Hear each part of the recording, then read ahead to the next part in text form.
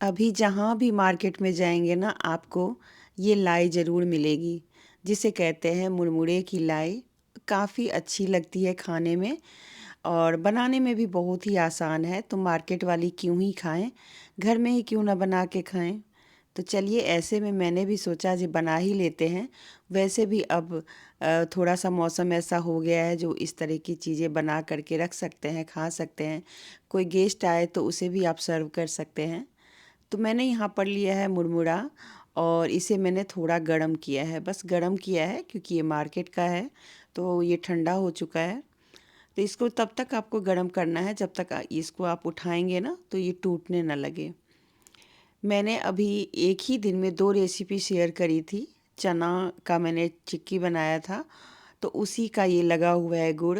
तो मैंने सोचा क्यों इसको धोऊं, मैं इसी में फिर से बना लेती हूँ।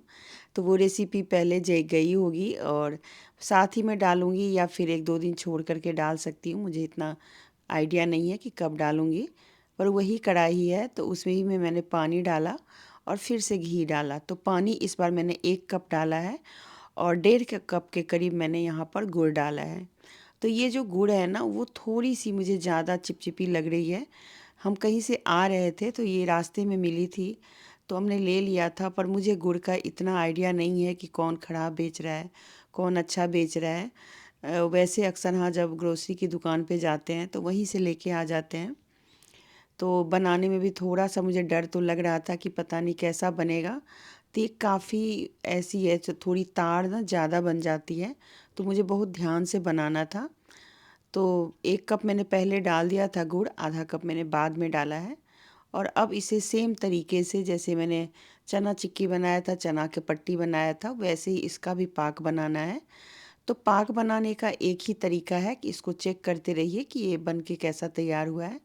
तो देखिए यहाँ पर ये जैसे गांठ बनने लगेगी ना तो समझ जाइए हो चुका है। तो ये हल्का सा चिपक रहा है, लेकिन जब तक वो कढ़ाई गर्म है ना उतने में ये हो ही जाएगा।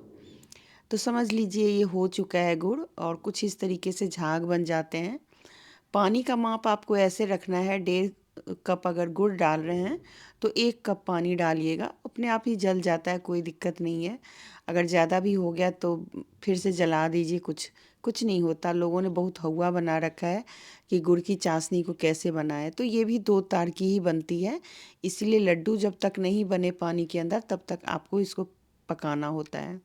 अब यहाँ पर गरम है कढ़ाई और गुड़, उसी में मैंने मुरमुरे डाल दिए। आँच को मैंने बंद नहीं किया है क्योंकि जैसे ही बंद करेंगे ना तो गुड़ चिपकने लग जाएगा नीचे से।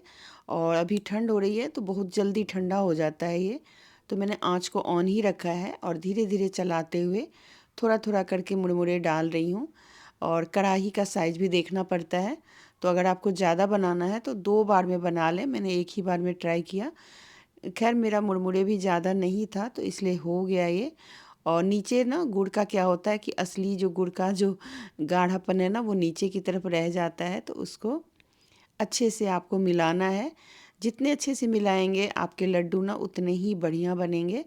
तो ये मुरमुरे के जो लड्डू होते हैं ना, हमारे यहाँ मुरही लाई बोलते हैं इसको, इसीलिए मैंने शुरू में लाई ही बोला।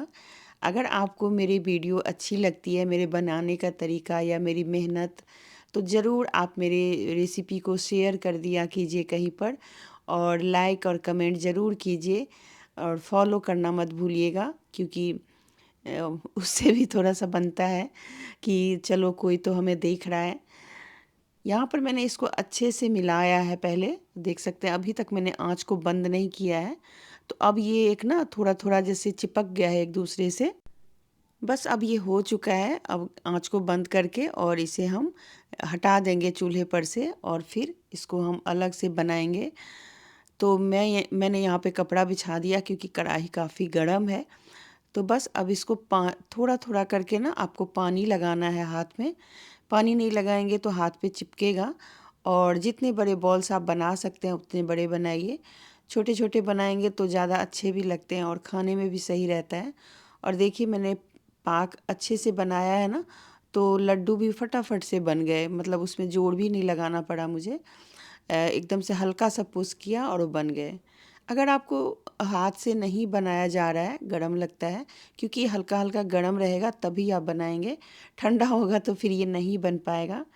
तो आप छोटी-छोटी कटोरियाँ ले लें, कलछी ले लें, उन सब में इसको बिठा दें, तो और बाद में अपना उसको आप निकाल सकते हैं, तो फटाफट बन जाता है, कोई दिक्कत नहीं है। छोटी-छोटी कटोरियाँ पहले से ही अरेंज करके रखें।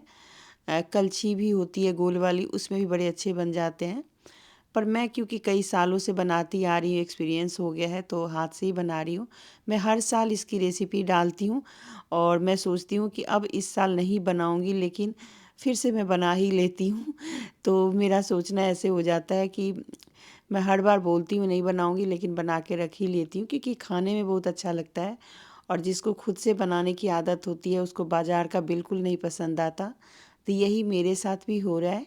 देखिए कितना सुंदर लग रहा है। मिलती हूँ अगले किसी रेसिपी के साथ। लाइक